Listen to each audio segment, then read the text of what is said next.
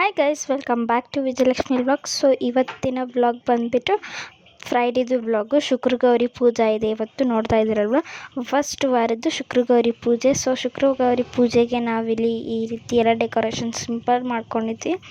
ಫಟಾಫಟ್ ಅಂತ ಯಾವುದು ಕೈ ಸಿಗ್ತಿದ್ದಿಲ್ಲ ಸಾಮಾನು. ಸೊ ಅದಕ್ಕೆ ಈ ರೀತಿ ಸಿಂಪಲ್ಲಾಗಿಯೇ ಮಾಡಿಕೊಟ್ಬಿಟ್ವಿ. ಸೊ ಇದೇ ಟೈಮಿಗೆ ಇವತ್ತು ಮನೆಗೆ ಕರಿಯಾಗಿ ಒಂದು ಬೆಕ್ಕು ಕೂಡ ನಮ್ಮ ಮನೆಗೆ ಬಂದಿತ್ತು. ತುಂಬ ಕ್ಯೂಟಾಗಿತ್ತು. ಅದಾಗೇ ನಮ್ಮ ಮನೆಗೆ ಬಂದಿತ್ತು. ಸೊ ಅದು ಖುಷಿಯಾಯಿತು. ಆ್ಯಂಡ್ ಇವಾಗ ನೋಡ್ತಾ ಇದ್ದೀರಲ್ವ, ನಮ್ಮಮ್ಮ ಶುಕ್ರಗೌರಿ ಪೂಜೆದು ಬುಕ್ ಓದ್ತಾ ಇದ್ದಾರೆ. ಇದು ಎಷ್ಟೋ ಪೇಜ್ ಇದೆ. ಇದು ಲಾಸ್ಟ್ ಪೇಜ್ ಇತ್ತು, ಮುಗಿಯೋಕ್ಕೆ ಬಂದಿತ್ತು. ಸೊ ಅವಾಗ ಓದ್ತಾ ಇದ್ದರು ನಮ್ಮಮ್ಮ. ಓದ್ತಾ ಇದ್ದಿದ್ದಿಲ್ಲ, ಅವರು ಅಲ್ಲಿಗಿದ್ದಾಗ ನಾನು ವಿಡಿಯೋ ಸ್ಟಾರ್ಟ್ ಮಾಡಿದ್ದು. ಸೊ ಫಸ್ಟ್ ಉಡಿ ನಮ್ಮಮ್ಮ ನನಗೆ ತುಂಬ್ತಾ ಇದ್ದಾರೆ. ನಮ್ಮಮ್ಮ ನೋಡ್ತಾ ಇದ್ದೀರಲ್ವ, ನಾನು ಎಲ್ಲಿ ತುಂಬಿಸ್ಕೊಳ್ಳಿ ಅಂತ ಅಂದೆ. ನಮ್ಮಮ್ಮ ಇಲ್ಲೇ ತುಂಬಿಬಿಟ್ರು ನನಗೆ. ಸೊ ನಾನು ನಮ್ಮಮ್ಮಂಗೆ ತುಂಬಿದೆ, ನನಗೆ ನಮ್ಮಮ್ಮ ತುಂಬಿದ್ರು. ನಾವು ನಾರ್ಮಲಿ ಉಡಿ ಹೆಂಗಂದರೆ, ನಾವು last week blouse piece, bangles, ಕುಂಕುಮ, ಕಾಜಲು ಎಲ್ಲನೂ ಇಡ್ತೀವಿ. ಸೊ ಈ ರೀತಿ ನಾವು ಸಿಂಪಲ್ಲಾಗಿ 2 ಎಲೆ ಇಟ್ಬಿಟ್ಟು ಬಾಳೆಹಣ್ಣು ಮತ್ತು ಕಡಲೆಕಾಯಿ ಇಟ್ಟು ಪೂಜೆ ಉಡಿ ತುಂಬ್ತೀವಿ. ಸೊ ಈ ರೀತಿ ಇತ್ತು. ನಮ್ಮಮ್ಮ ಕೈ ಮುಗಿದ್ರು ನೋಡಿ. ಅಮ್ಮ ಕೈ ಮುಗಿದ್ರು.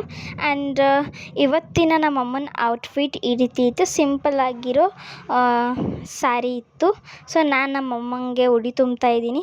ಸೊ ನಮ್ಮಮ್ಮನ ನೋಡಿ ನೀಟಾಗಿ ಕೂತ್ಬಿಟ್ಟಿದ್ದಾರೆ. ನಾನು ನಮ್ಮಮ್ಮಂಗೆ ಕಾಡಿಸ್ತಾ ಇದ್ದೆ. ಸೊ ನಮ್ಮಮ್ಮಂಗೆ ಉಡಿ ತುಂಬಿದ್ಮೇಲೆ ಇಲ್ಲಿ ಒಂದು ಕೊರಿಯರ್ ಬಂದಿತ್ತು. ಸೊ ನಮ್ಮಮ್ಮ ಏನೋ ಆರ್ಡ್ರ್ ಮಾಡಿದ್ರು. ಸೊ ಅದೇನಂತ ಚೆಕ್ ಮಾಡೋಣ ಅಂದ್ಬಿಟ್ಟು ನಾನು ಈ ಕೊರಿಯರ್ ಬಾಕ್ಸ್ನ ಓಪನ್ ಮಾಡಿದೆ. ನಮ್ಮಮ್ಮ ಆನ್ಲೈನ್ ಪೇಮೆಂಟ್ ಮಾಡಿದರು.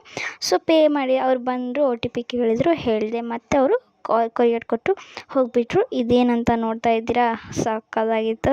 ಇದು ಬಂದುಬಿಟ್ಟು ನಾವು ಆರ್ಡ್ರ್ ಮಾಡಿರೋದು ಫ್ಲಿಪ್ಕಾರ್ಟಿಂದ.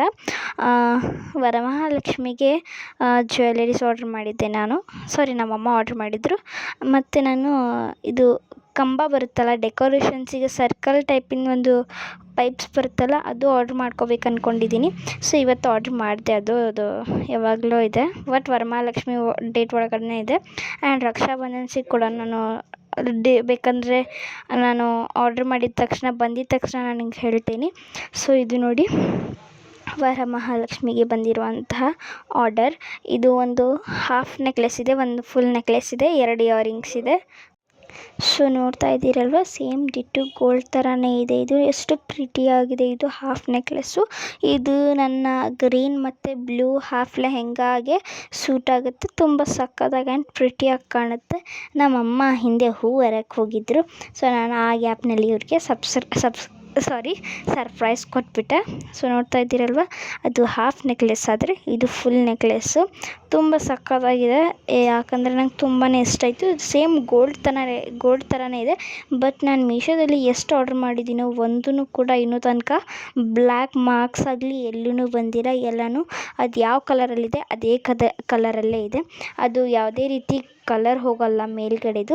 ಸೊ ನೀವು ಮೀಶೋನಲ್ಲಿ ಏನಾದರೂ ಆರ್ಡ್ರ್ ಮಾಡ್ಕೋಬೇಕು ಅಂದ್ಕೊಂಡಿದ್ರೆ ಆರ್ಡ್ರ್ ಮಾಡ್ಕೊಳ್ಳಿ ಪ್ಲೀಸ್. ಯಾಕಂದರೆ ತುಂಬ ಚೆನ್ನಾಗಿ ಬರುತ್ತೆ ಎಲ್ಲ ಕ್ವಾಲಿಟೀಸು. ನನಗೆ ಡ್ರೆಸ್ ಒಳಗಡೆ ಅಷ್ಟೊಂದೇನು ಸೂಟೇಬಲ್ ಅನಿಸಿಲ್ಲ ಕ್ವಾಲಿಟೀಸ್. ಸೊ ನಮ್ಮಮ್ಮ ಬರ್ತಿದ್ರು ನೋಡಿ, ನಮ್ಮಮ್ಮಂಗೆ ನಾನು ಕರ್ಕೊಬರ್ತಿದ್ದೆ. ಸೊ ನಮ್ಮಮ್ಮ ಹೂ ಇಟ್ಬಿಟ್ಟು ಬಂದರು.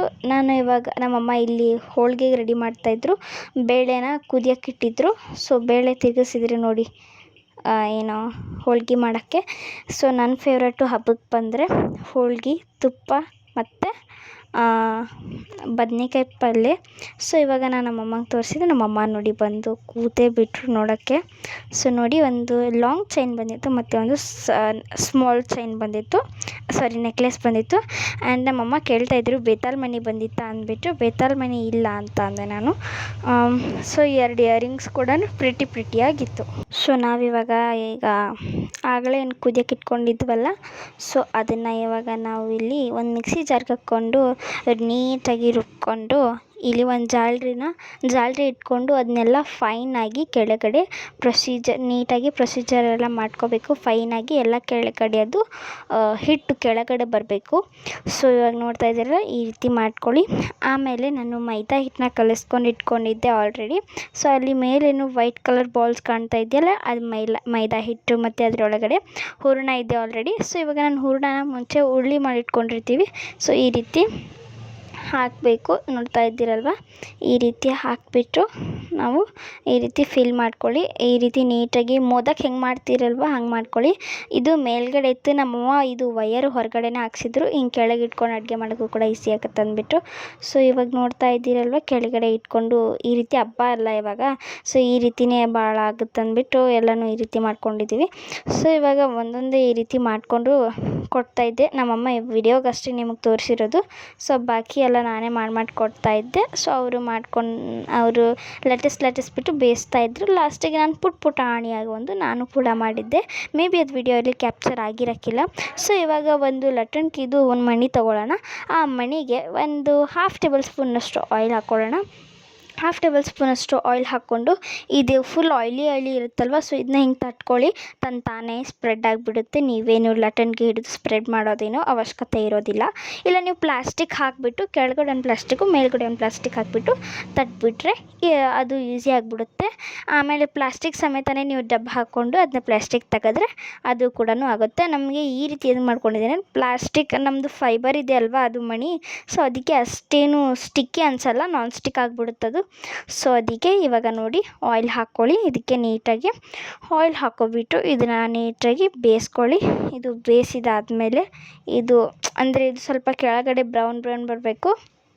ಸ್ವಲ್ಪ ಬ್ರೌನ್ ಕಲರು ಬಂತಂದರೆ ಬೇಯ್ದಿದೆ ಅಂತ ಅರ್ಥ. ಆಮೇಲೆ ಇದನ್ನ ತಿರ್ಗಿಸ್ಕೊಂಡು ಹಾಕ್ಕೊಳ್ಳಿ. ನೋಡ್ತಾ ಇದ್ರಲ್ಲ, ಸ್ವಲ್ಪ ಬಂದಿದೆ ಅಂದರೆ ಬೇಯ್ದಿದೆ. ಇನ್ನೂ ಸ್ವಲ್ಪ ಬೇಯಿಸ್ಬೇಕು ಅಂತ ಅರ್ಥ ಅಷ್ಟೇ. ಇನ್ನೂ ಸ್ವಲ್ಪ ಬೇಯಿಸೋಣ ಅಂತ ಆಮೇಲೆ ಇದನ್ನ. ಸೊ ಫಸ್ಟಿಗೆ ಇದ್ರ ಕೆಳಗಿಂದು ಕೂಡ ಬೇಯಿಸ್ಕೊಂಡ್ಬಿಡೋಣ. ಸೊ ಇವಾಗ ನೋಡ್ತಾ ಇದ್ದೀರಲ್ವ, ನಮ್ಮಮ್ಮ ಈ ರೀತಿ ಚುಂಚ್ಕನ ಹಾಕ್ಬಿಟ್ಟು ಹಿಂಗೆ ಹತ್ತಕ್ತಾ ಇದ್ದಾರೆ, ಅಂದರೆ ಕೆಳಗಡೆ ನೀಟಾಗಿ ಅದು ಕುಕ್ ಆಗಲಿ ಅಂದ್ಬಿಟ್ಟು ಅಷ್ಟೇ. ಸೊ ಇವಾಗ ನೋಡ್ತಾ ಇದ್ದೀರಲ್ವ, ಈ ರೀತಿ ನೀಟಾಗಿ ಇದು ಮಾಡ್ಕೊಳ್ಳಿ.